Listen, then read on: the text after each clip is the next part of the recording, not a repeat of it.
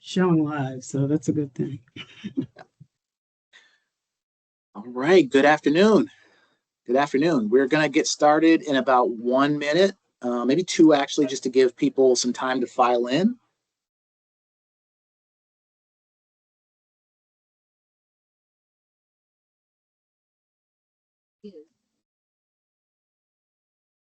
And while you are waiting for us to start, I'm going to ask you to tell us who you are in the chat, share your name, the name of the organization you represent, and whether you intend to apply for the AHC National Activities Competition. And if you just joined, I just mentioned we're gonna give it another 1 to 2 minutes to allow some people to jump on. I think we'll have plenty of time today, so we'll give it a couple of minutes to allow people to join this afternoon. And welcome, by the way. Welcome, Leslie.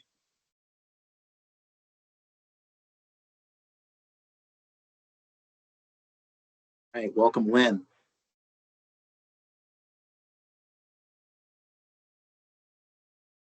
All right. Welcome, everyone. Welcome. We are going to get started in about 60 seconds. We are just waiting for a few more people to jump in, and I'm just asking that as we wait, if you wouldn't mind in the chat, just please tell us who you are, share your name, share the name of the organization you represent, and let us know whether or not you intend to apply for the American History and Civics National Activities Competition. I think I've seen quite a few yeses, saw one or two probablys, maybe a maybe. Yes, Wilderness Education Project does sound very exciting. All right, welcome everyone. Welcome. All right. Well, I tell you what, we're going to go ahead and get started. I can see there are people joining in as we speak, and so that'll probably continue to happen for the next, several minutes or so. So we're going to go ahead and get started. My name is Orman Ferez. Really, really excited to see you all, and just want to welcome you all and thank you for one, for your interest in the FY 2026 American History and Civics National Activities Discretionary Grant Competition. Also want to thank you for taking some time out of your afternoon with us this afternoon, I should say, to learn more about the program. And so I will just give a couple of quick housekeeping notes. Participant lines will be muted throughout the presentation. I'm going to ask you, if you wouldn't mind, in the chat to please share your name, the name of the organization you represent, and tell us whether or not you intend to apply for this competition. And I will say that these slides will be presented as guidance only. But we always want to recommend that you refer to the application notice instructions that are published in grants.gov for the complete, requirements and submission instructions for the application. All right. And so I already introduced myself. My name is Orman Ferez. I'm the group leader for the American History and Civics team. Also want to introduce my two colleagues, Donna DeFino, who is a program officer on the team, and Nikki Palmore, who is on the team as well, also a program officer. Some of you may know both of them already. Some of you may get to know the two of them very well later, depending on the results of the competition. And just wanted to introduce the two of them. You'll hear from Donna and Nikki later on throughout the presentation. And so I wanted to sort of walk through a little bit of what we're going to be doing. And I apologize, I have all these little pop-ups that are showing up on the screen, so it's hard for me to see. But we are going to start off with an overview of the American History and Civics National Activities Program. We have, we'll take a moment or two to walk through competition priorities.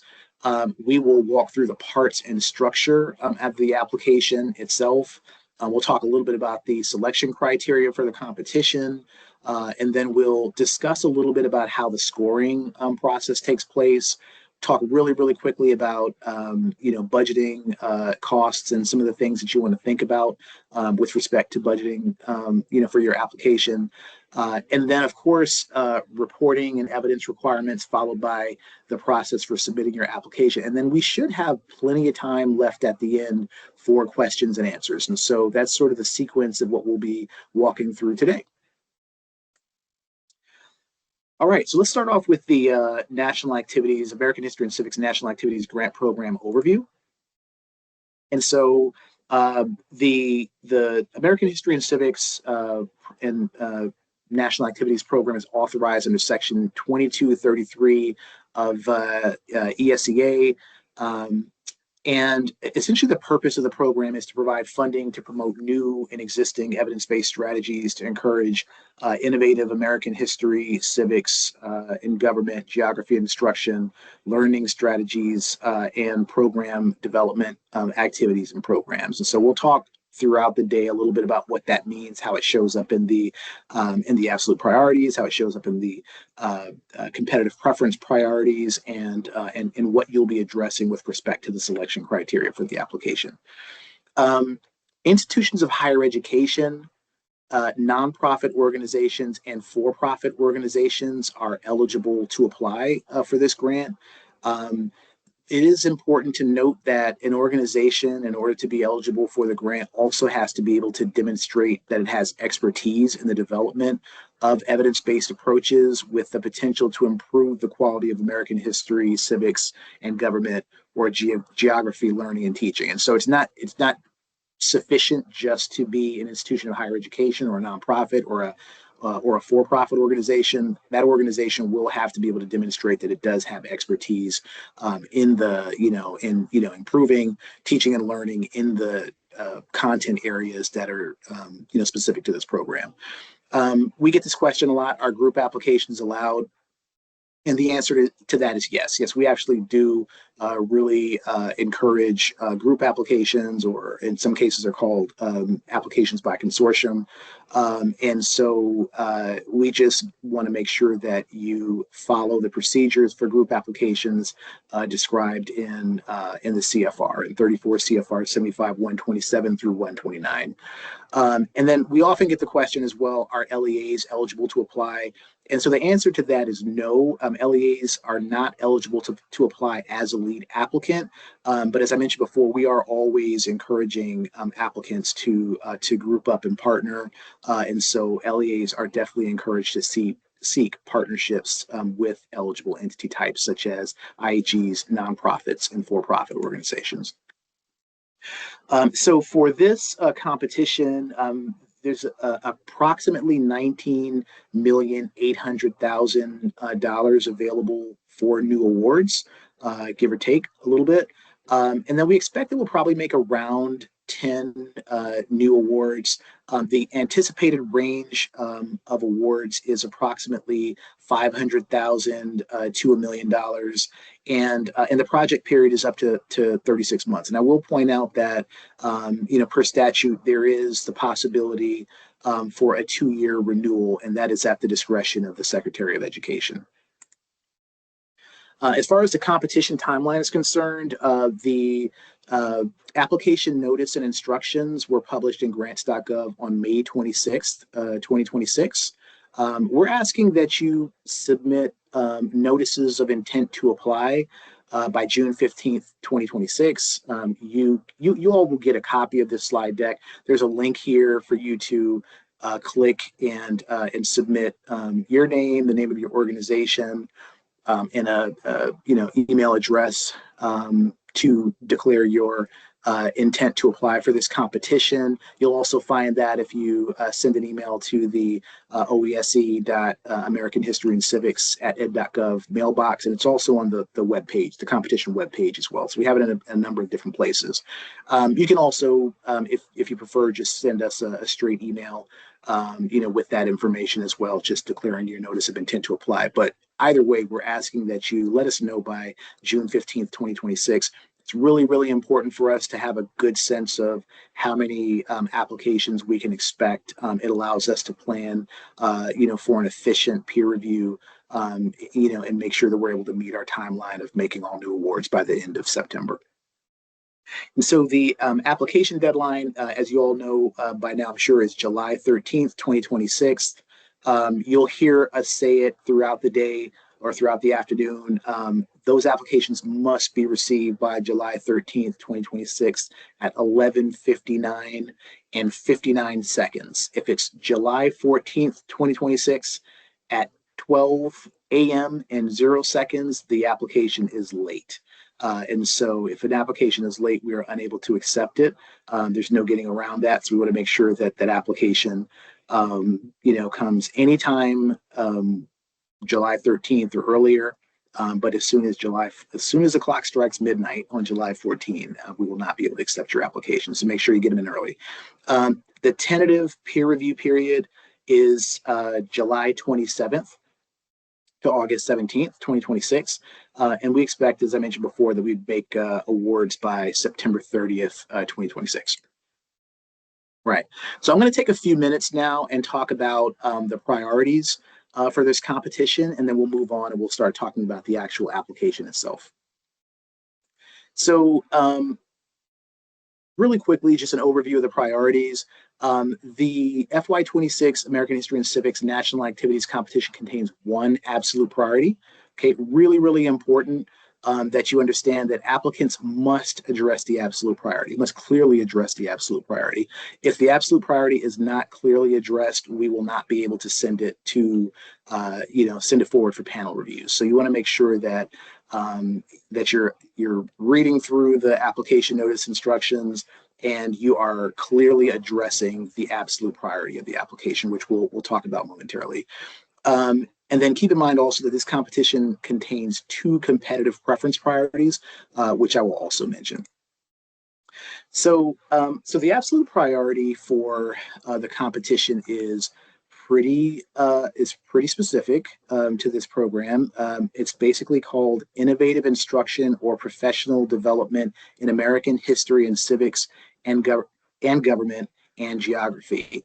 And so the authority for this program, it comes directly from the statute.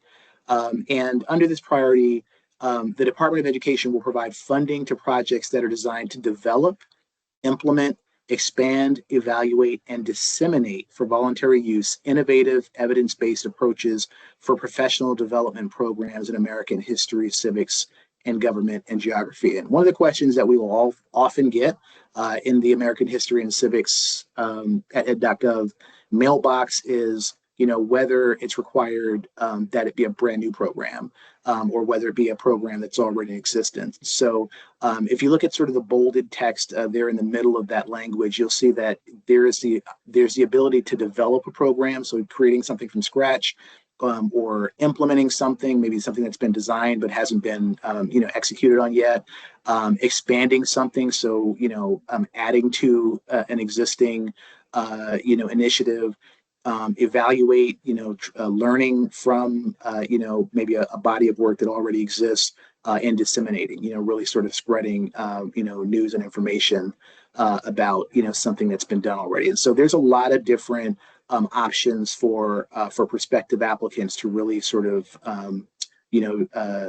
take when thinking about how they want to attack this body of work.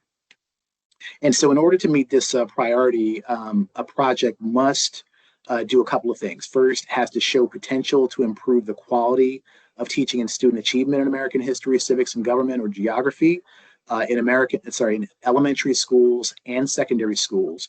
And then it also has to be able to demonstrate innovation, scalability, accountability, and a focus on underserved populations. So really important to make sure that as you're writing your application proposals, you are checking those two boxes. Let's talk a little bit about the competitive preference priorities. And so as I mentioned before, there are two competitive preference priorities associated with the American History and Civics National Activities Competition. They are both optional, so they are competitive preference. Applicants are not required to address them, but you can get up to 20 additional points if you do address them. And so applicants can receive a maximum of 20 additional points, as I mentioned before, 10 of which would come under competitive preference priority 1, which is called promoting patriotic education. I'll talk about that one in a little bit more detail in a moment. And the second, which is returning education to the states, which I'll talk about in a moment as well. Really important to understand the distinction between how the points are distributed for those two competitive preference priorities. For CPP 1, promoting patriotic education, an applicant can get up to 10 points, so anywhere from 0, 1, 2, 3, 4, all the way up to 10. But for returning education to the states, it's more of a binary priority, whereas the points are distributed as either 0 or 10. So there's no in between. Either you get the points or you don't get the points. And so I just want to make sure that you guys are aware. You're all aware of that. Now, competitive preference priority 1, promoting patriotic education, is from the Secretary's 2025 supplemental priorities. It's essentially, there's a few things here that are important to focus on. The United States Constitution, government and civics, United States history and geography, United States, such as architecture, painting, music, photography, theater, cinema, and sculpture, or any of the founding documents and primary sources of Western civilization in the American founding and their influence on the American political tradition. So really the idea of this competitive preference priority is ensuring that, these elements, not all of them, but some, one or more of these elements is infused in the learning that is occurring in the professional development that's occurring as part of your project. For competitive preference priority 2, returning education to the states, it is also from the Secretary's 2025 supplemental priorities. And this one's a little bit simpler, as I mentioned before. It's projects or proposals that are endorsed by a governor or a chief state education official for purposes of implementing the project or proposal. And for those of you that have applied to other grants across the department, in recent months, you probably have seen this priority. And so the priority is very, very specific in what its intention is. It's really to ensure that these projects have a statewide focus, and that the governor or chief state education official is interested in advancing them for implementation of a body of work. And so the way that applicants will be expected to document this competitive preference priority will be through a letter, or some type of memorandum of understanding, on the part of the governor or the chief state education official, indicating specifically that this work has been endorsed by their office. One of the questions that we often get is, who is the chief state education official? That would be someone like the state superintendent of education, state chancellor of education, et cetera. There likely will only be one individual with that role in your state. And so, I know in the District of Columbia, it would be the state superintendent of education. Other states, as I mentioned before, it might be the state chancellor or someone like that. But if you have a question about, whether or not you're the person in your state that you are hoping to endorse this work is eligible, please let us know, and we can help you answer that question. All right, so I'm going to pause at this point. I'm going to turn it over to my colleague Donna DeFino, who is going to walk us through the parts and structure of the application. Thanks, Orman. You can go to the next slide. All of these parts of the application are aligned directly with the application notice instructions. I will point out that there are two differences if you have applied for our grants before, or if you're a current grantee. There are two differences, and I'll make sure to note those. The application has 6 parts: the standard documents, including the SF-424. Part 2 is the budget information, which is a little bit different this year. Part 3 is the 1-page abstract. Part 4 is the narrative. Part 5 is the budget narrative. And then Part 6 is where you'll include all other attachments, like the letters of support that Orman just mentioned, resumes, logic models, things like that. And all of these documents must be submitted through grants.gov. The standard documents are all of the standard federal forms. And as I mentioned, this includes the SF-424 and the ED supplemental information for that form. It also includes the grants.gov lobbying form and the disclosure of lobbying activities, but this form is optional. Part 2 is the budget information. And so this is the part that is different if you have applied for an American History grant in the past or if you're a current grantee. In the past, we've used the Department of Education form 524. But this year, you will need to use the SF-424A, which is the government-wide standard budget form. And so the budget section is going to look different than what returning applicants are used to, and we will walk through that next. But I just wanted to point that out. These are the sections. Part A is the summary. Part 2 is breaking it down by the cost categories. Part 3 or Part C is the match requirement, but this is not applicable for our competition, so you don't have to worry about that. D is forecasted cash needs for each quarter. E is the budget estimates for the remaining years of the project, and then Part F is other budget information. So this is what the 424A budget form looks like. And like I mentioned, if you're returning, this is the form that's different. And so you will be entering information in column A, which is the name of the program, American History and Civics, National Activities. And then in column B, the assistance listing number, which is 84.422B. For column C and D, you don't need to enter any information here because that's for previous projects or carryover. All of these are going to be new projects, and so you can just ignore column C and D. And column E is where you will enter your total 3-year amount. So the total amount that you are requesting for all 3 years, you are going to enter in column E.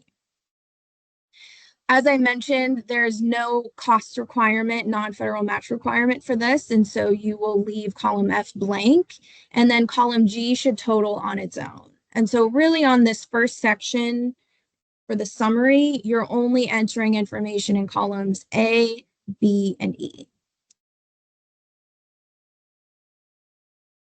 Part B is where you will break down your yearly request into the typical budget categories that you've seen before. And these are the standard categories like personnel, fringe, travel, equipment, contractual, other, indirect, direct. I will note that on this one, there is not a separate line for training stipends or other participant costs, which if you're returning, you know that we do have one of those in the ED form. And so if you are including training stipends or other participant costs, please put those in the other category. And here in section B, you will break down your costs per year. So you'll have amounts in columns 1, 2, and 3 corresponding to each year of the grant. And then the final total column will calculate on its own.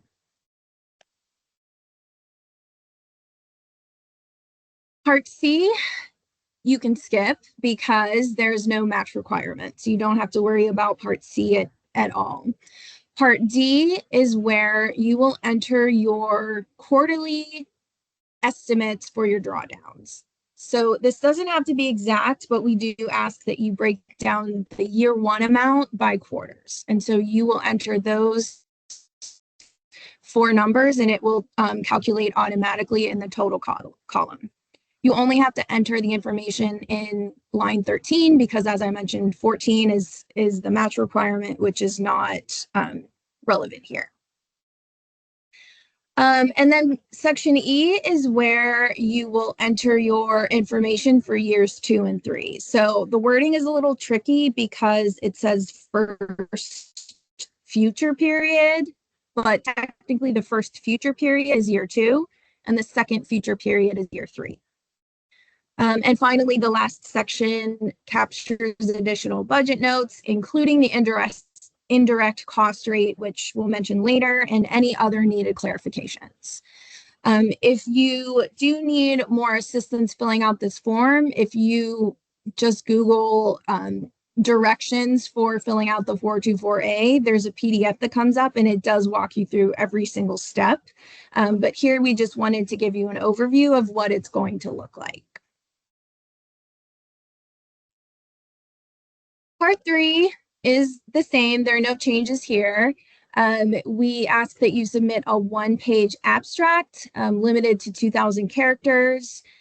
Here we want to make sure that you include your name, your key partners, what your project focus is, your target population, and a brief overview of your proposed activities. Here, it's also really important that you mention the priorities that you are addressing. So everyone should be addressing the absolute priority, but if you are addressing the competitive preference priorities, we recommend that you mention it here so that when we are screening and reviewers are scoring, they know to look for those things.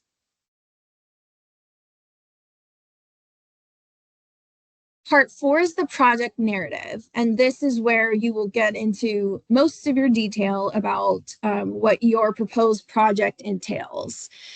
This section should directly respond to the priorities and the selection criteria. Applicants need to include a table of contents, and you're encouraged to stay within the recommended 50-page limit. We also recommend that you stay organized here, use clear headings that match the selection criteria in order to help reviewers follow the structure. We recommend that you really point out where you're addressing the absolute priority, where you're addressing the competitive preference priorities if you are, so that reviewers know exactly where to look.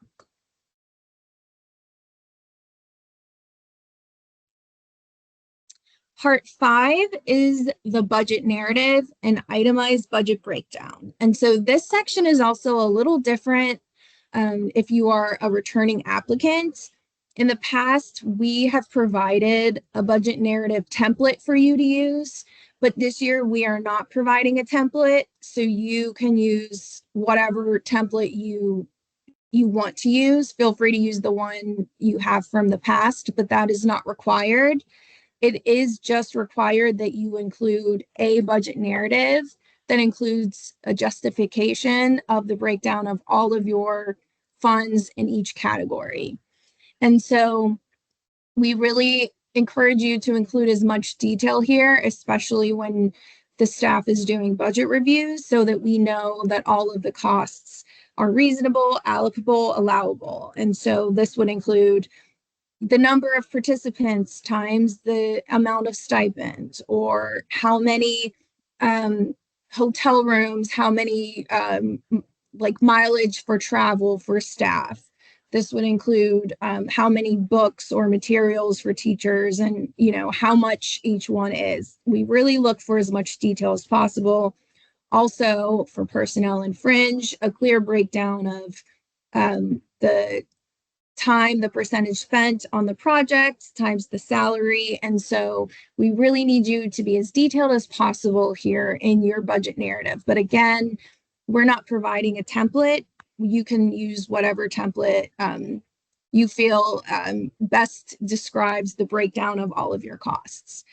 And again, there will be a section in grants.gov where you submit the budget narrative separately from the other documents. Another thing to note is make sure that your totals for each year here match the totals that you put in the 424A budget form. And finally, part 6 is the other attachment section. And so here is where you'll include all of the other relevant documents, your logic model, resumes of key personnel, if you have a current indirect cost rate agreement, letters of support, and here, if you are addressing the competitive preference priority of having your project endorsed by the governor or state education official, this would be where you include that letter as well. If you have any proprietary information, this is where you would include it, and please make sure to mark clearly that that's proprietary information. Any other documents that you feel are relevant to your project, please include them here and make sure to mention them in your narrative. Again, Appendix E, the cost share match is not relevant, and so you don't have to worry about that section. And so now I'm going to turn it over to Nikki to talk about the competition selection criteria. Thank you, Donna. When applying for the competition, it's going to be really important that you consider the selection criteria when drafting the application. So it's important that you read the full text of the selection criteria in the ANI. The maximum total score for the selection criteria is 100 points. Non-federal peer reviewers will actually review applications against the selection criteria and priorities. When reviewing the selection criteria, applicants should pay close attention to the points assigned to each selection criteria indicated in parentheses. Next slide. So, as an FYI, I will be reading the subfactors directly from the slides, so the key language is clear and consistent for everyone. Definitions can be found starting on page 13 in the ANI. One of the things that is recommended when reviewing and addressing the subfactors is to pay close attention to the use of the word "and" to ensure that you address all elements in the subfactor. The first selection criterion is quality of the project design. There are 3 subfactors in the selection criteria. Each is worth 10 points for a total score of 30 points. The subfactors are the extent to which the proposed project demonstrates a rationale that is aligned with the purposes of the grant program, the likely benefit to the intended recipients as indicated by the logic model or other conceptual framework of the services provided is the second subfactor. When addressing the subfactor, it's really important that you include a logic model or other conceptual framework. The last subfactor is the extent to which the services to be provided by the proposed project reflect up-to-date knowledge in an evidence-based project component. Evidence-based is an activity, strategy, or intervention that demonstrates a statistically significant impact on improving student outcomes or other related outcomes. Next slide.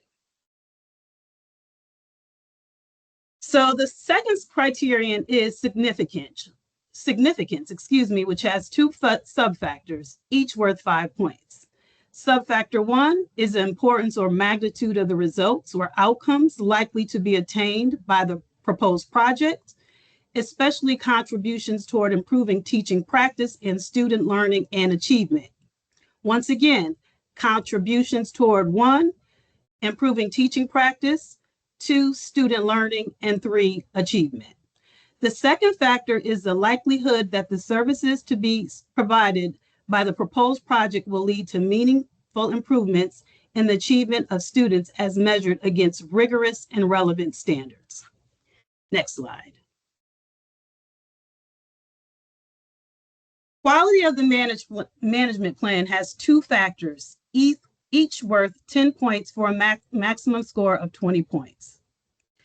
When addressing subfactor 1, applicants should include goals, objectives, and outcomes to be achieved by the project, which are 1, clearly specified, 2, measurable, and 3, ambitious, yet achievable within the project period aligned with the purposes of the grant program.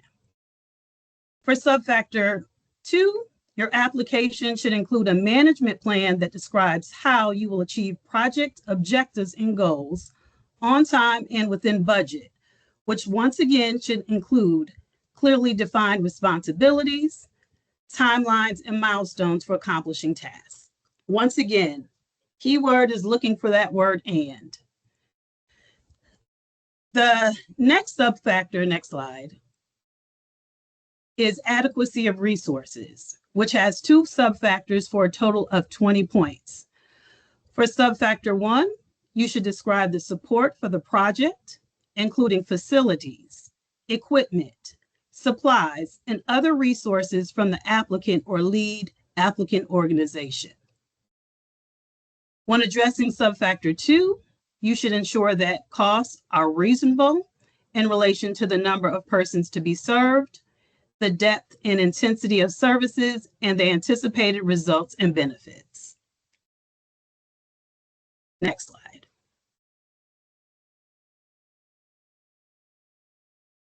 Finally, the last selection criteria is quality of the project evaluation or other evidence building, worth 20 points and includes 2 subfactors.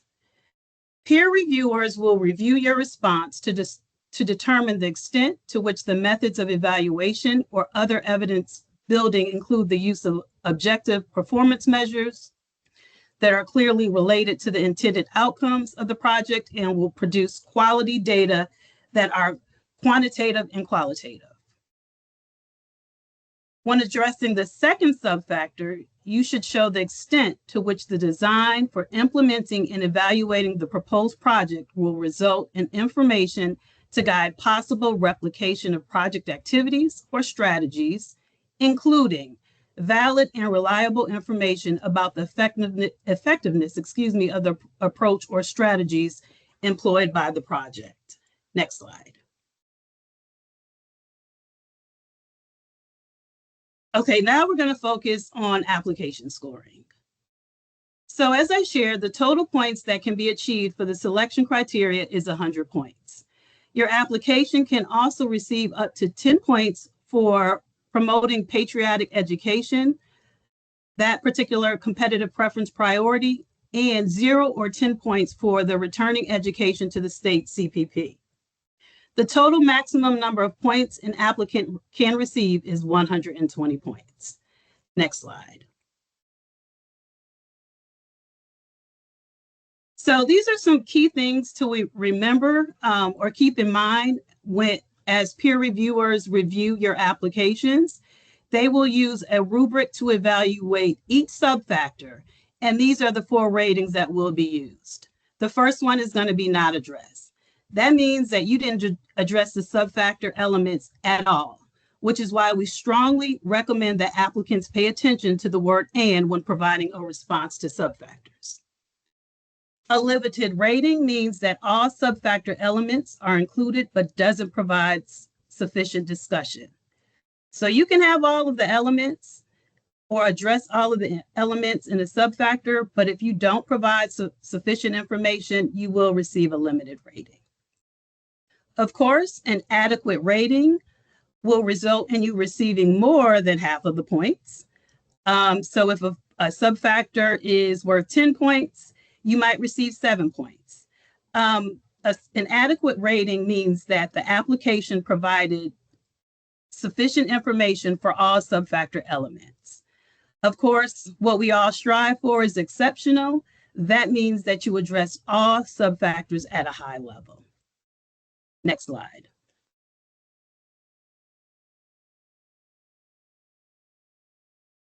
So let's talk about how applications are ranked and selected.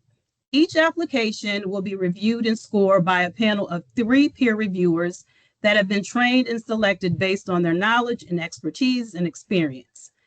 Applications will be ranked based on total scores.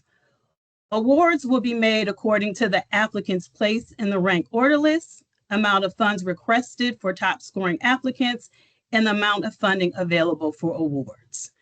Now I'm going to turn it over to Orman, who will lead the budgeting your proposed project discussion.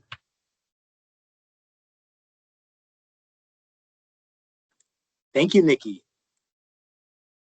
All right, so we're going to talk a little bit about budgeting and how you should be designing your budget to really reflect your proposed project. And so the first thing that I want to say is that when you're developing your application, budget, your proposed expenditures must be allowable, allocable, and reasonable for the implementation and operation of the proposed project. And so many of you are probably familiar with those terms. We call them they're identified as the cost principles in the federal regulation. And so I'll just kind of really quickly walk you through what those four things mean. And so for a cost to be allowable, it has to be permitted under the seed program statute or under, OMB circulars, Office of Management and Budget circulars. And allocable costs, allocable costs are those that are specifically intended for the operation of your proposed project as it is designed. A cost that's reasonable means the cost for an expense is comparable to market prices and that overall budget request for the project is appropriate for the scope of activities. And then necessary means the cost is essential in order for your project to be successful. And so a lot of times when we have conversations with applicants or specifically with grantees after an award is made, there can often be dispute between our office and the grantee's office about a cost that maybe was not accepted or was not carried through from the application to the actual grant award, or maybe a budget that's being reduced or something like that. And a lot of times it has to do with the allowability of the cost, but also a lot of times it has to do with the reasonability of the cost, right, or the necessity of the expense. And so I just wanted to say that to point out that just because an activity or a project activity or project cost is allowable does not mean that it is reasonable, like the amount of it is reasonable, or that the actual cost or the activity itself is necessary in order for the project to be successful. I'll talk a little bit more about that, coming up, but I just wanted to make sure that you all can, we're able to hear that message directly from us. We'll talk a little bit about supplement, not supplant. This most, as you guys know, most applications or competitions within the department and programs do have rules around supplement, not supplant. And so basically what that means is that an applicant may not use grant funds to cover goods or services that would normally be covered by the applicant in the absence of the program's grant funds. Okay. And so things that you want to consider when you're determining whether or not you are supplementing or supplanting, grant, existing funds. And so first of all, does the program statute require that this good or service be provided? So is it required by the American History and Civics National Activities Program? The second question you want to ask yourself is, how would that cost have been covered in the absence of the federal funds? So the first thing you want to find out is, does the program or does your project as it's designed require, is it a required, cost? And then how would you have covered it otherwise? Okay. And so an example of this would be an American History and Civics National Activities Grantees Partner District proposes to pay mentor teacher salary, to pay the salary for a mentor teacher for 1 year as a credit towards its matching funds requirement.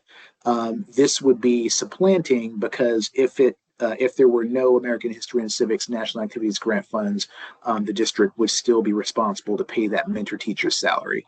And so just to kind of give you an idea, an example of what we mean when we talk about supplementing, not supplanting. And then really quickly, I'll just mention indirect costs. The American History and Civics National Activities program is a restricted rate indirect cost rate program.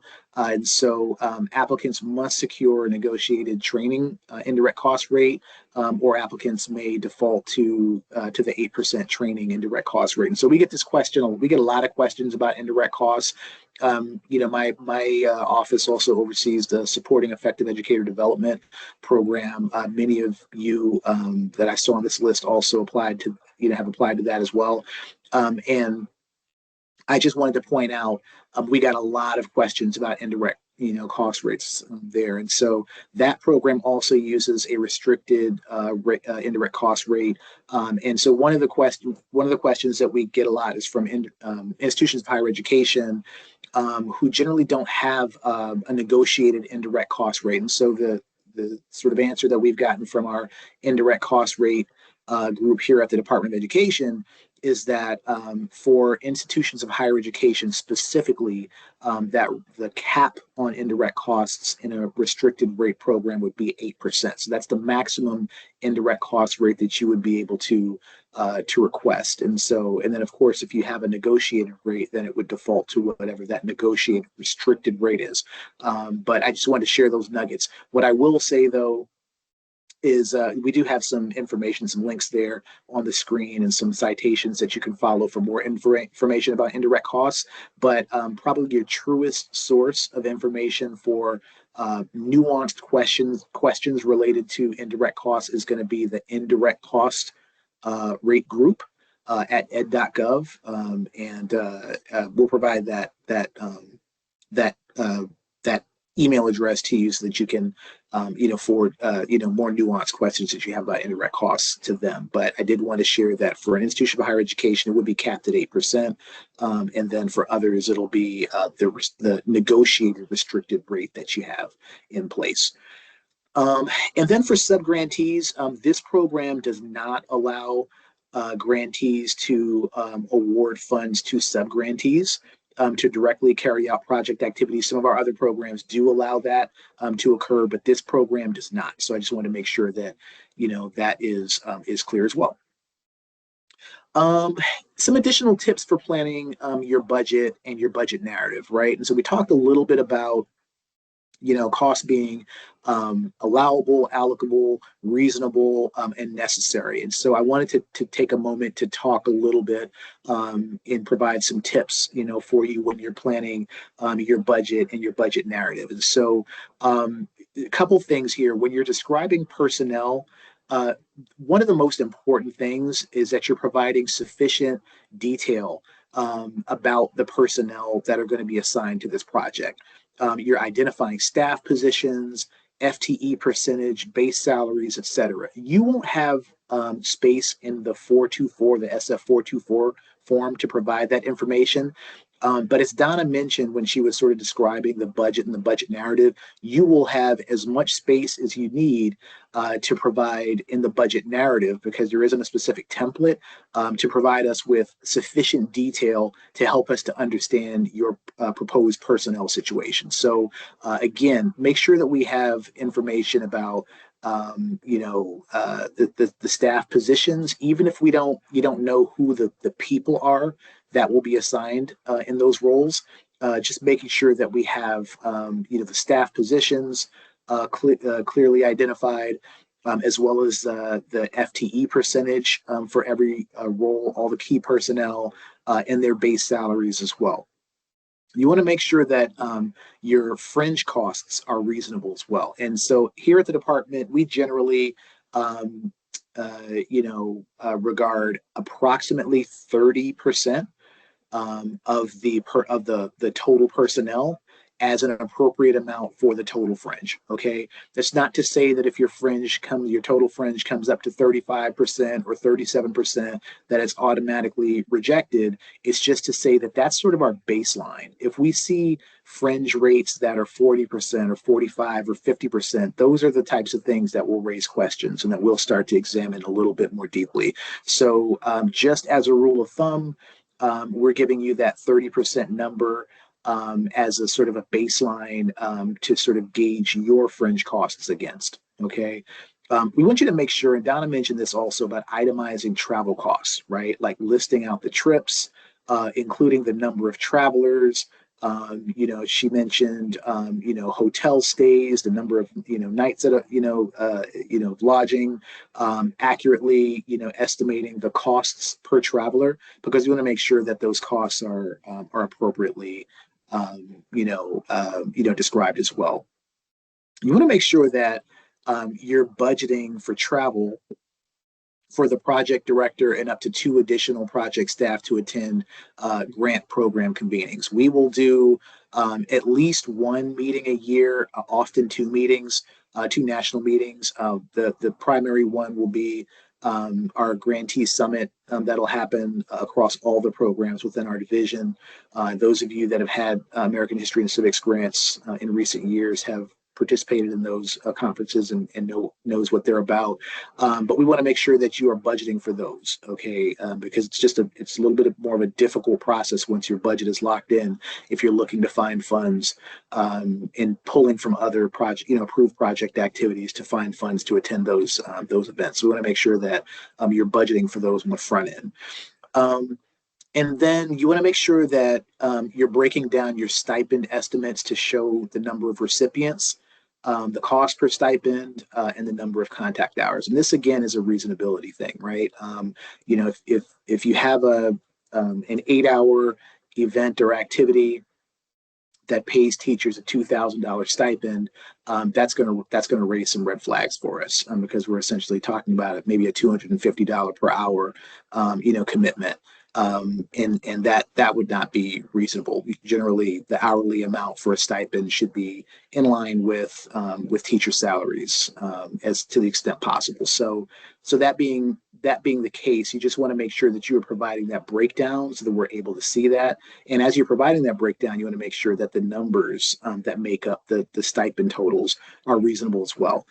You want to make sure that your indirect costs do not include expenses from unallowable categories. So things like supplies, equipment, training stipends, etc. You want to make sure that your indirect costs are only reflecting the cost categories that are allowable for indirect costs under a restricted training rate. And then of course, one of the things that we get often is we probably in recent competitions got a couple hundred questions about meals and whether they can be included. And so 9 times out of 10 meals are not going to be allowable, probably closer to 19 times out of 20. Meals are not going to be allowable under this program. There are some rare instances when we can allow meals, okay? And we can certainly have conversations with you if your intention is to include, meal costs in your proposed project. But I will be very, very honest with you and let you know that we will likely reject meals 19 out of 20 times. So, avoid where you can. And if there are really, really, specific circumstances where it's just impossible to do an event without there being some kind of a meal allowance provided for participants, then we can have that conversation about it. All right. So one other thing I wanted to touch on also is to just ensure that everyone is going to be budgeting for the federal fiscal year versus the academic or calendar year. And so this is something that we see often.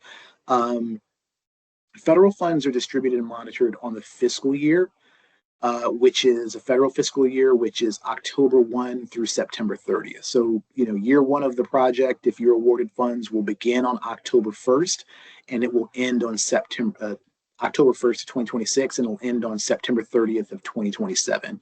And so project activities are not, you will not be able to,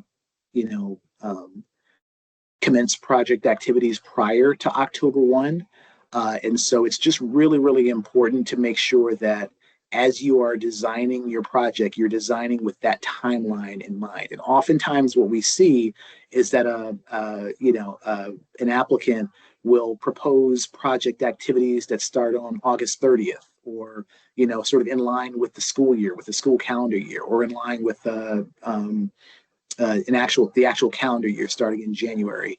And the problem with that is that that does not align with the federal fiscal year. And what's likely is that you will have project activities that will overlap, multiple fiscal years. And so we recommend that as you are designing your project, you pay special attention to the dates when activities start and when they are expected to end.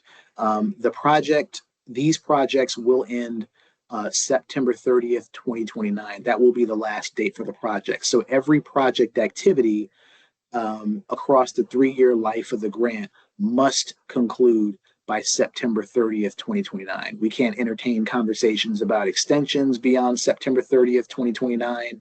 And so the idea, is that if you have cohorts that might extend beyond that, you need to make arrangements to ensure that the design of your project is such that any of those project activities will be completed by that deadline. And you should do that for each year of the project, not just for the last year. So just want to make sure that you're, really paying attention to those key dates just to make sure that your project is, sort of in keeping with the federal timeline for project implementation. All right. And so let's talk a little bit about performance reporting.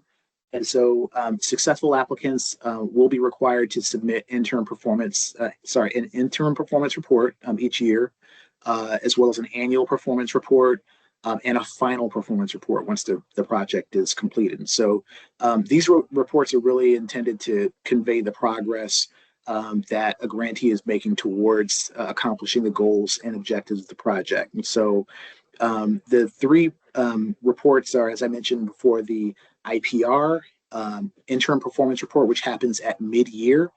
Then there's the annual performance report, or the DBS, which happens at the end of the year, and the FPR, which is the final performance report, which is at the end of the project. And so the IPR really provides an overview of the progress that the grantee's made, as well as its budget expenditures during the first half of each project year. And so from October 1 through March 31st, that's the period that is covered by the IPR. And really the idea is just, getting a sense of, the kind of progress that the grantee is making towards meeting its performance targets. The APR really comes at, it's the full year. It incorporates information, performance targets from the IPR. But then it also says, okay, this is the actual result that was achieved during that project year. And so a grantee will submit APRs for the first year of the project and for the second year of the project. And then the final performance report will be submitted at the end of year 3, which really says across the 3-year life cycle of the project, this is these are the results that the grantee was able to achieve, and sort of really also speaks to the fiscal maintenance of the project as well. And so these are the 3 report types that grantees will be required to complete over the life of the grant. But then there's a GEPRA measure for the project. And then there are project-specific measures, and the GEPRA measure is a federal, grant performance measure indicator that sort of indicates the progress that grantees are making. The project-specific measures are really the measures that you all design, and that really tell us at the federal level what are the things that are important to you and what are you measuring your project success against. And so, in addition to reporting on the GEPRA measures, you'll be required to submit annual information on those project-specific measures that I mentioned before. And as I mentioned, those measures are tailored to each individual American History and Civics National Activities Project. They likely are included in the grant application, and generally they're derived from your logic model or in conjunction with a project evaluator. And so these measures are generally assessed to evaluate the services that are provided, and they are intended to really monitor project implementation, determine things that you might want to consider changing or any course corrections that you might want to make in your project. So project-specific measures are really, really important because, as I mentioned before, they really sort of call out for us the things that are really, really important to you. And so your application should include a list of the project-specific performance measures. It should also include your specific performance targets for each measure. And then what we want to hear from you also is a plan for how you're going to collect, and sort of measure against that performance data. All right, so I am going to pause now and turn it over to, I believe, Donna. Yep. I will now walk you through the submission process. And as Orman mentioned at the beginning, it's extremely important.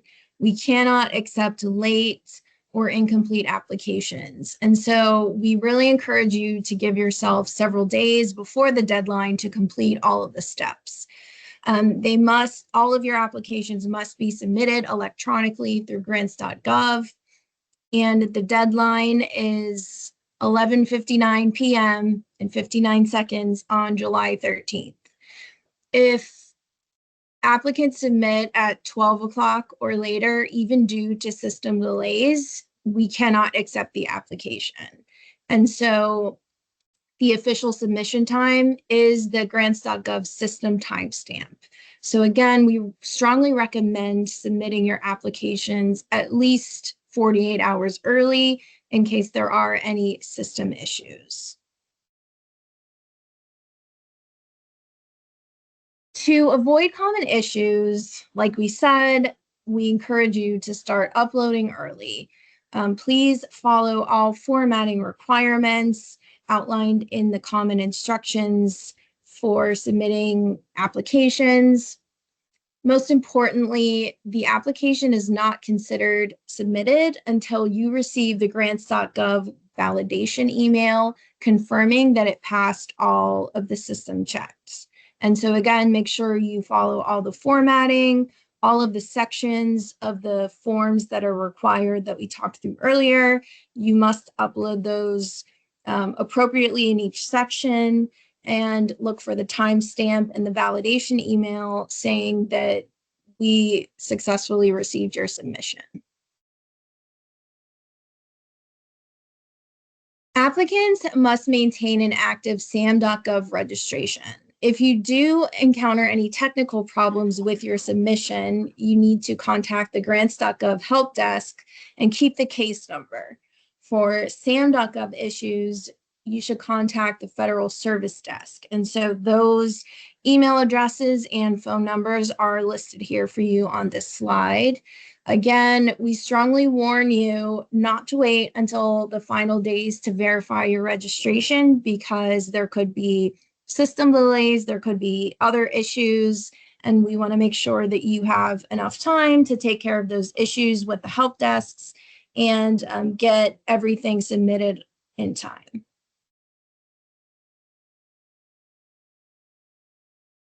And so now we are happy to take questions. I think there are a few unanswered questions in the chat. And then, but that's a blessing because it turns out to be a nightmare for people who got it. But they spent. I think someone is unmuted. Yeah, I think someone's not muted. Yeah, thank you. Okay. So we are happy to take questions now. We can also, Orman, maybe start with some of the unanswered questions in the chat. There were two that were related to the project measures, the section you just went over. Okay. Is an external evaluator required, and is a research study required for the grant? No to both.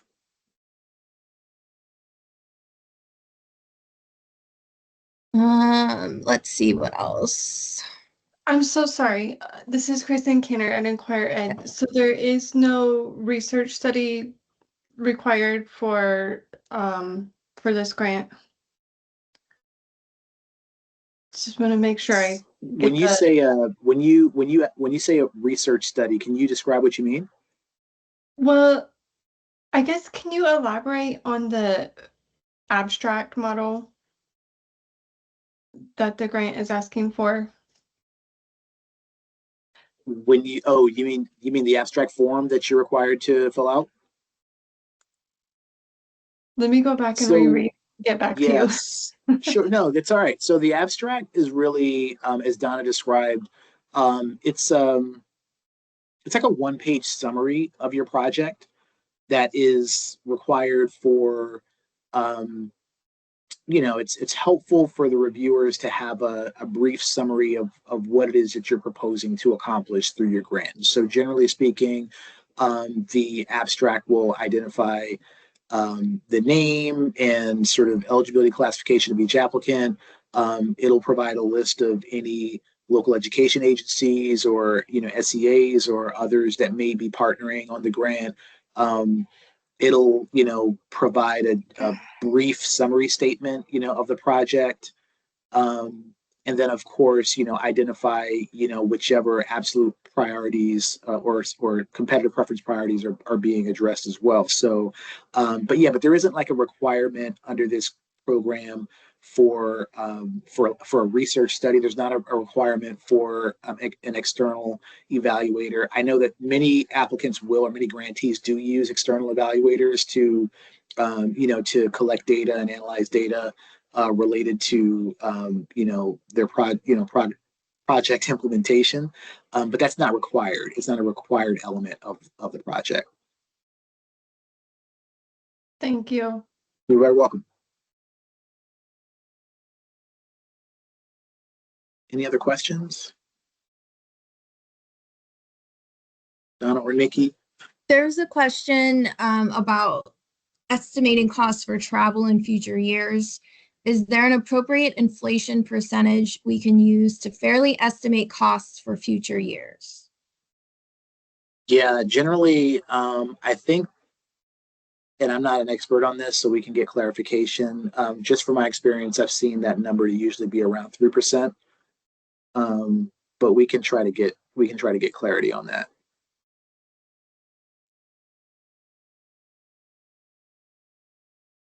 3% seems to be about the average, though.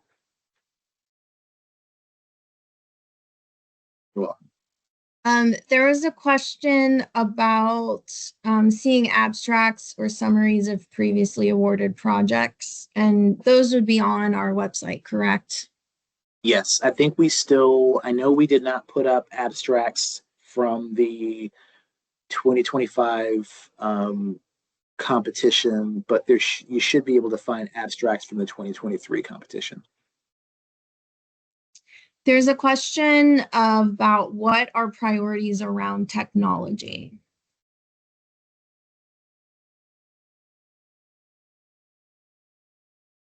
I wonder if the person who asked that question could come off mute and elaborate on that. Hi, that's me. I'm wondering if there's any tie-ins that you're expected to, like curriculum around technology or use of technology in the classroom or proficiency with technology for teachers in PD or with students, like anything regarding technology I'd be curious about. Yeah, no requirements. Obviously there's the absolute priority speaks to innovative professional development activities, and that can be defined in a lot of different ways through technology or otherwise. So I would say the answer to your question specifically is no, there isn't a requirement, but I would just encourage every applicant to think about what are some compelling ways that that you can think to design your projects that sort of get to that objective of what the absolute priority is looking for. But the only actual requirements are what you find in the absolute priority and in the application requirements that we talked about earlier. Maybe I shouldn't have used the word priorities, but like, are there expectations or directions to think about technology? No, if it's not in the absolute priorities or the competitive preference priorities or the selection criteria, it's not something that we would require or expect. Okay, thanks. Mm-hmm. There's a question, will the department consider allowing for extra pages to address absolute and or competitive priorities? Not in this competition, no. There's in a future question, competitions, maybe. Sorry. I know we kind of answered this question, but there are no sub-awards that are allowed under this grant, but you can contract with firms for evaluation or other services, that would go under the contractual budget category. Yeah, absolutely.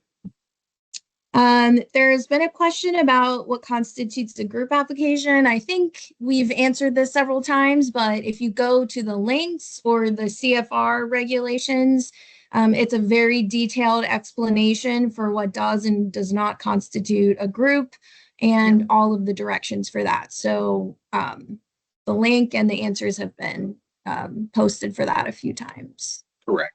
Yep.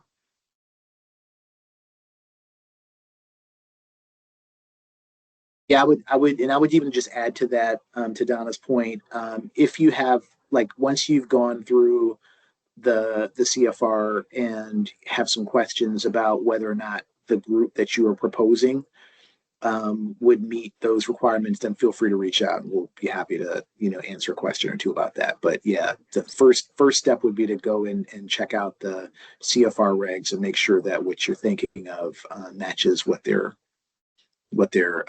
telling you have to do. There's a little bit of discussion, and maybe Orman, you can just talk a little bit more about the evidence building requirement of the evaluation criteria. Like, how could a project build evidence without a research project? And so maybe that question of, or idea that even though an independent evaluator is not necessarily required, you do need to articulate how that's going to be established, how it's going to be evaluated in your project. Yeah, are you asking me? It sounded like you were answering the question. I was doing that. You're doing. Yeah. No, I mean, I would echo. I would echo your remarks. I think it's really important to demonstrate in the application, in the proposal, how you are, because I don't want to use the term vague. It's not that it's vague, but that there is room to interpret how an applicant is going to address selection criterion E, which speaks to quality of the project evaluation or other evidence building. And really the idea is that, you have clear methods of evaluation, that, you are, set up to sort of have some kind of a result that, that positions your project for, potential, replication or, of the project activities. Like, I think those are sort of the key features. But in terms of whether, an external valuation, is required, or whether, like the scope or scale of a research study or what have you, it's the sub factors that we have selected under that selection criterion are silent. And the points given for that selection criterion are somewhat lower than others, or somewhat lower than they can be, which I think reflects the extent to which we want applicants to be focused on this element.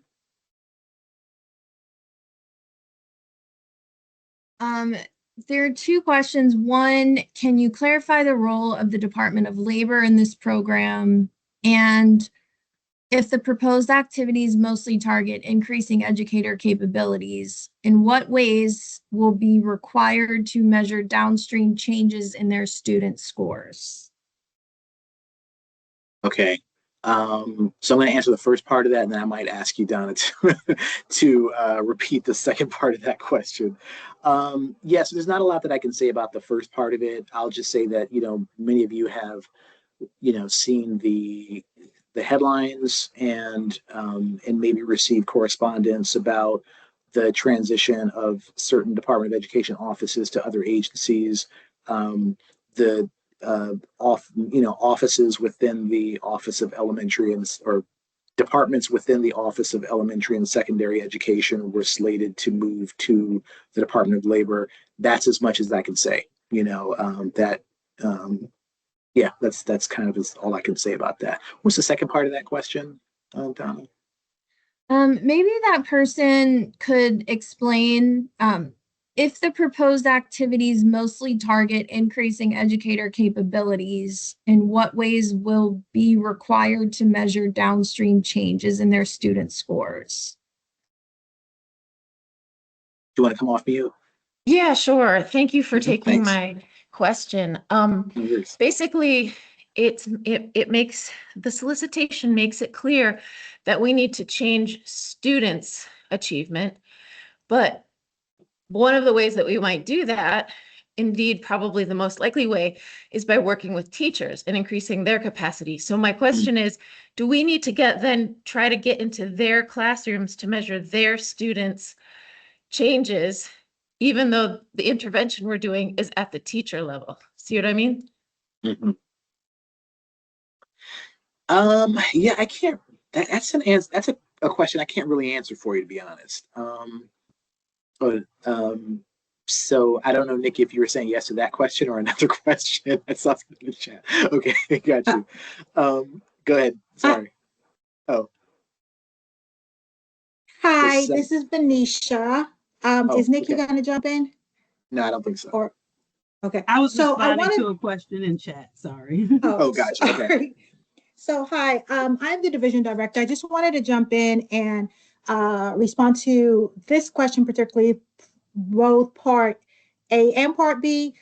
This is the Department of Education and Department of Labor have entered into a partnership agreement where programs are co-administered by the two agencies together. They really don't, the interaction of that partnership really has nothing to do with the actual physical sort of tangible experiences that the grantees, will have in administering the funded projects that will happen in the next several weeks or so. Your proposals are based on the announcement that you are applying to and scored based on your responses to that. The second part of that question, talking about student outcomes, it would seem as though you would need to have student data to assess the success or lack thereof of your project. However, really that priority speaks to fundamentally you demonstrating how you are focused on teacher behavior to impact student performance. So we want to know sort of experiences, and there are a number of ways, and we don't want to necessarily put you in a box in how you demonstrate that. Yes, indeed, student achievement or student outcomes are one of the ways to do that. But depending on the proposal for your project, that might not be something that you can do. However, you can definitely, because you are working with educators, have assessments that are done on how educators actually teach a certain subject matter, actual tangible student teacher adult behaviors that you can, whether it be through sort of questionnaires and things of that nature from the adult about the experiences that they have, how they think about student assessment or student demonstrations of learning. So all of those things are ways that you can think about impacting, effectuating, and demonstrating changes in adult behavior that evidence, going back to an earlier question about evidence tells us educators impact student gains and achievement. And so without shaping your projects or without giving you any direction on how you want to sort of design these projects, those are some ideas or aspects of what we expect to see. The evidence bar, trying to demonstrate different, you don't need an evaluator as you start talking about logic models, which is the theory of change. You start talking about the inputs that you're going to use to drive sustainable change, and what are some of the proven methods to get you through that. And a lot of that can be demonstrated through your logic model. If you're hitting up against research and you want to talk about those findings as they measure or compare to the project that you're proposing, then you can absolutely bring in, evaluators and things of that nature. But all of these things can be demonstrated from the very lowest levels of evidence building, starting with a logic model. So I ended up giving you trying to weigh in on on an additional question that was asked earlier, but just trying to be helpful in, further supporting your understanding of the proposed announcement.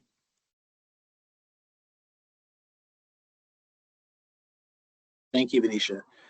I'm going to ask Don and Nikki, are there any questions that we're getting? I know I'm looking through the chat. I'm seeing some that are being asked multiple times. Are there any that are being asked multiple times so I can maybe address one, or we can address one for the full group? Yeah, I think the question about the performance measure, there's a question about whether it's the GEPRA or is GEPRA pretty much the term still used. For the most part, it's the GEPRA, and that's a requirement for this grant. Yes, correct. I just wanted to make sure that everyone understands that, because that's come up a couple times. Yes, the GEPRA is the federal performance measure that's assigned to this program, and that is required for all applicants. And then we talked about project-specific measures, and each applicant will also have the ability to incorporate its own project-specific, measures that are specific to its project design, that they will then measure against and report to us as part of their IPR and as part of their annual performance reports each year. So there's also a question about that external evaluation, about if they don't contract with an external evaluator, how will they meet that requirement, which is technically the selection criteria, that fifth one. So for the most part, I think if you don't have the capacity to perform an evaluation, then you should probably consider contracting the services of an external evaluator. Sure. Yeah, I think and others, Venetia, you can weigh in if you had some thoughts on this also. My understanding of the way that this language is written, particularly for this program, is that there is some flexibility around how grantees can conduct that evaluation. And so particularly at a university of institution of higher education, many institutions have their own sort of evaluation research office that will conduct that evaluation. IHEs are an eligible entity type under this program, and so no, we don't require them to go outside of their internal structure in order to conduct that evaluation. If your organization does not have a structure like that, then in that particular case, you may want to seek outside help to conduct the evaluation. However, not required as part of the program. Right, I would agree with you, Orma. Okay. Other common questions? Orman, go ahead. I know you mentioned this, but just to reiterate it again, the endorsement has to be from a governor or a state education official, and so it's not a chancellor of a university or Correct. college or anything. It has to be the one person in the state. Yes. And there was another question, should projects stay within a single state, since there is that priority that focuses on the endorsement from a state official? I don't know that there's a restriction on whether the project stays within the state or not. I mean, that's something maybe we can get some clarity on, just to make sure that everybody's on the same page about that. But my understanding is that the project does not have to stay within the state. My understanding of the priority, the CPP, is that it has to be endorsed, by the governor or the chief state school official. It's silent on how far or how wide the work travels. If that makes sense. Do educators have to be in traditional classrooms, or can they be providers of out-of-school experiences?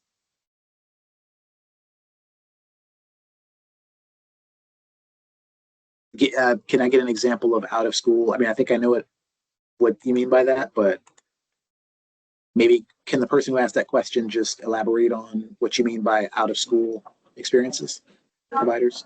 So maybe a YMCA project or a summer camp. this would be targeted for teachers in that case. Yeah. But often the leaders are teachers. Can you elaborate on that? So they hire teachers to be counselors in the summer. Sure. I guess because I don't understand, like I'm not clear on what your project design is, like what you're trying to accomplish under the project. It's hard for me to be able to give an answer to what you're describing. Can you just provide like a little bit of context? Go ahead, Donna. Sorry. Oh, I was just gonna say, I think stick closely to the language of the absolute priority. Yeah. Like the language, improving the quality of teaching and student achievement in American history, civics and government, geography in elementary schools and secondary schools. Correct. And demonstrate innovation, scalability, accountability, and a focus on underserved populations. So Yeah. I think for a lot of these questions that are nuanced, where there's not a clear black or white answer, what the peer reviewers are going to be scoring and evaluating against are the language of the priorities and the selection criteria. So even all the questions about the external evaluator, if you are able to explain in your narrative how that selection criterion is met with or without an external evaluator, that's what they're going to be looking for. And so I would just encourage you, if your project does like fall outside the lines a little bit, to the best of your ability, demonstrate how you are addressing the exact language and the priorities of the competition. Yeah. I would definitely thank you, Donna. I would definitely underscore Donna's complete explanation to this, as well as adding that there are eligibility criterias that you must meet, who is fundable and who is not fundable. Those things combined with the language of the priorities and the statute are really key to how you're going to be reviewed. Those are the things that peer reviewers external to the department will use to award points, and even to even determine if your application is able to be reviewed because it meets the necessary components of the program. Yeah, and I would just echo those remarks and echo Donna's statement. Just really definitely pay attention to the eligibility requirements. I think I heard something about, camp, like summer camps. And so, my question was sort of around like what it is you're trying to accomplish, under the grant and how that would sort of fit into it. But yeah, to Donna's point, really pay close attention to the absolute priorities and make sure that your project is as closely aligned to those requirements and gets to those expectations as closely as possible. Then, of course, as Venetia mentioned, the eligible entity types, making sure that you're able to, to sort of fit within those expectations and requirements as well. Okay. Two other questions. Is there an open licensing requirement for any materials created in the project? And then there was a question about being able to buy student computers with funds. So student computers would be no. That would not be an acceptable use of grant funds.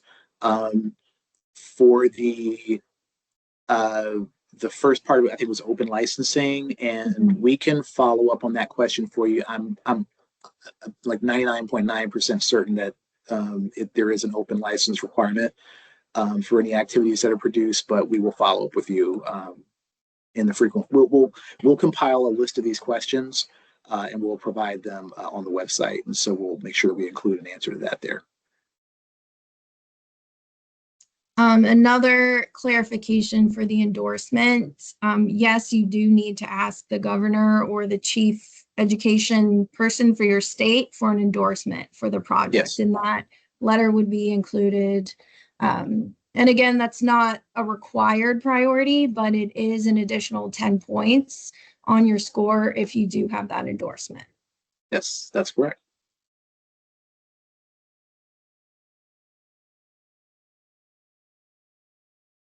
Other questions?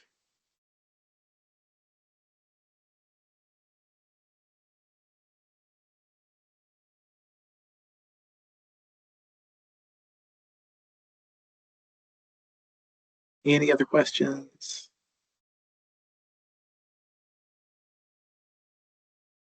I see a question that asks, is there a format for the logic model or a template? The answer to that is no. You're welcome to design that logic model in any way that suits you.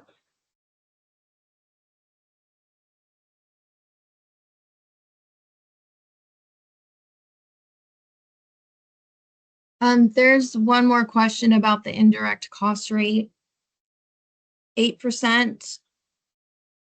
8% of modified, the MDTC.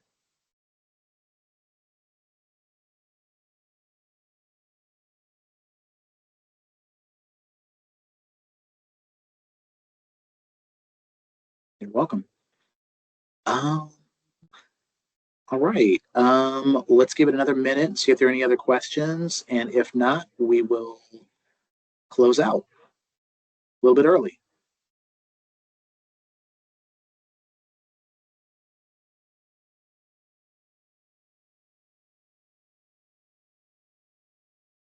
All right.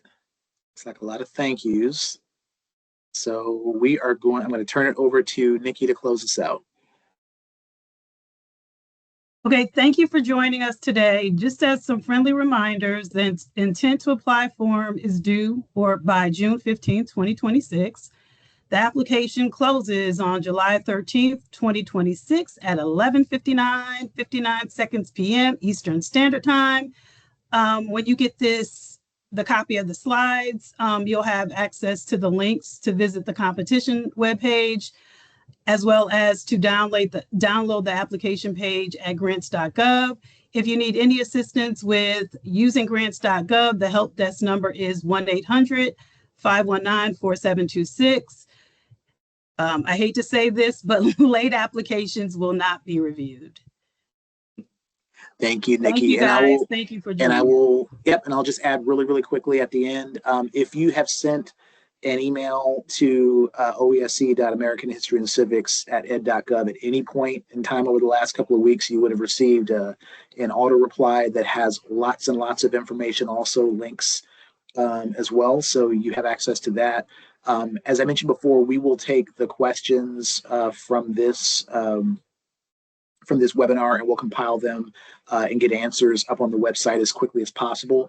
We'll follow this webinar today with updates to the webpage. So there will be a recording of the webinar, as well as a link to the PDF slide deck. So you'll have access to all that information, hopefully within the next 48 hours, a little bit longer for the questions and answers, if you can be patient with us.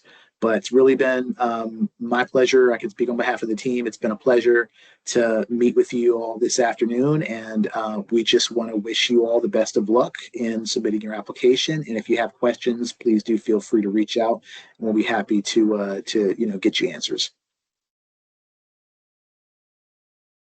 Thank you, everyone.